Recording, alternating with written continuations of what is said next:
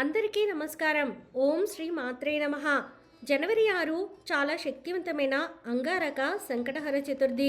ఇలాంటి రోజు మళ్ళీ రాదు. ప్రతి నెలలో పౌర్ణమి తర్వాత వచ్చే చవితిని సంకటహర చతుర్థిగా జరుపుకుంటాము.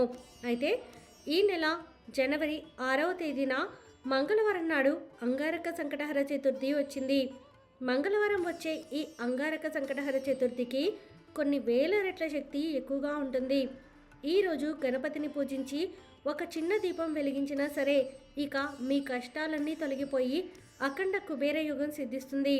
కాబట్టి జాగ్రత్తగా వినండి. మీరు చాలా అదృష్టవంతులు అయితేనే ఇది వినగలుగుతారు. ఈ 2026లో మొదటి అంగారక చతుర్థి నాడు గణపతిని ఎలా పూజించాలి, ఏ నియమాలు పాటించాలో ఇప్పుడు వివరంగా తెలుసుకుందాము. సంతాన సమస్యలు, ఆర్థిక సమస్యలు, అప్పుల బాధలు, వివాహ సమస్యలు, భార్యాభర్తల మధ్య కలహాలు, ఉద్యోగ సమస్యలు, ఇలాంటి సమస్యలన్నీ వెంటనే తొలగిపోయి మీకు మంచి రోజులు రావాలంటే జనవరి 6వ తేదీ మంగళవారం నాడు ప్రతి ఒక్కరూ ఇంట్లో గణపతిని పూజించండి. ఈ రోజున ప్రతి ఒక్కరూ తలస్నానం చేయాలి. గణపతిని పూజించే ఆడవారు ఎర్రటి వస్త్రాలు ధరించాలి. ఇల్లంతా పసుపు నీటితో శుద్ధి చేసి ఇంటి గుమ్మానికి పసుపు రాసి ఇంటి ముందు ముగ్గు వేసుకోండి. ఇక గణపతి పూజ కోసం ముందుగానే 21 గరిక పోచలు, ఎరుపు రంగు పుష్పాలను సిద్ధం చేసుకోండి. పూజ చేసే ఆడవారు కాళ్ళకు పసుపు రాసుకుని కుంకుమ పొట్టు పెట్టుకొని దీపారాధన చేయాలి.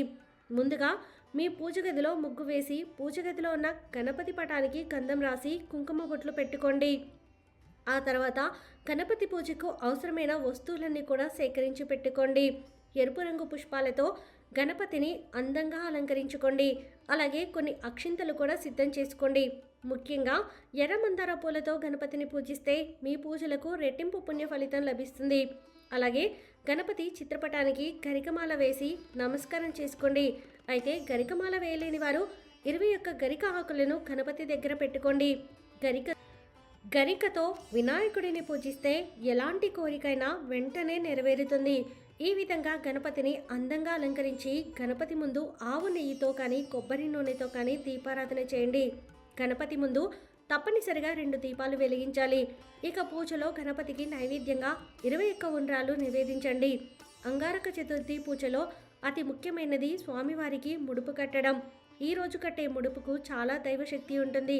ఒక చిన్న ముడుపు కట్టి స్వామివారిని ఏది కోరుకున్నా ఆ కోరిక వెంటనే నెరవేరుతుంది. ముడుపు కట్టే ముందు మీ మనసులో ఉన్న కోరికను స్వామివారికి చెప్పుకొని నమస్కారం చేసుకోండి. కోరిన కోరికలు నిర్వహించే ముడుపును ఎలా కట్టాలంటే ముందుగా ఒక ఎర్రటి వస్త్రాన్ని తీసుకోండి. ఈ వస్త్రానికి 4 వైపులా పసుపు రాసి కుంకుమ పొట్లు పెట్టుకోండి. ఈ ఎర్రటి వస్త్రంలో 3 గుప్పెళ్ళ బియ్యం, ఒక 2 తమలపాకులు, 2 వక్కలు, 2 ఎండు ఖర్జూరాలు, 11 రూపాయలు దక్షిణగా పెట్టి మీ కోరికను మనసులో తలుచుకుంటూ 3 ముడులు వేస్తూ ముడుపు కట్టండి. ఈ ముడుపును వినాయకుడికి ఎదురుగా పెట్టి ముడుపు పైన కొన్ని అక్షింతలు చల్లి పుష్పాలు సమర్పించి నమస్కారం చేసుకోండి. ఈ విధంగా ముడుపు కట్టి ఓం గం గణపతాయే నమః అనే మంత్రాన్ని 21 సార్లు చదవండి. ఇక విపరీతమైన అప్పుల బాధతో ఇబ్బంది పడేవారు రుణ విమోచన అంగారక స్తోత్రం జపించండి. ఇక మనలో చాలామంది డబ్బు సమస్యలపై ఇబ్బంది పడుతూ ఉంటారు. అలాంటి వారు మీ పూజ గదిలో ఉన్న గణపతి చిత్రపటానికి యాలకుల మాల వేసి నమస్కారం చేసుకోండి.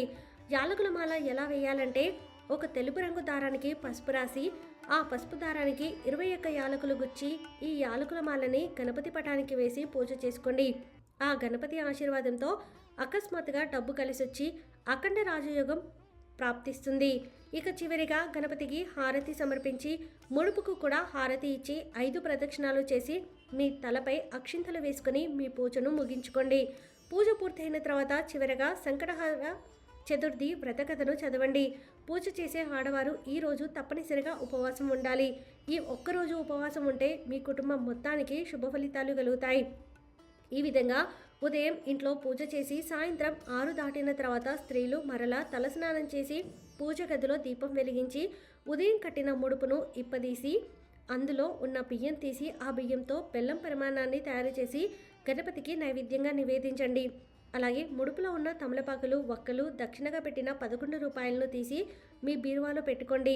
ఈ విధంగా సాయంత్రం సమయంలో పరమాన్నం నివేదించి ఆ పరమాన్నాన్ని ప్రసాదంగా ఇంట్లో ఉన్న ప్రతి ఒక్కరూ స్వీకరించాలి. ఈ అంగారక చతుర్థి నాడు ఏది చేసినా చేయకపోయినా ప్రతి ఒక్కరూ చంద్రుడిని చూసి నమస్కారం చేసుకోవాలి.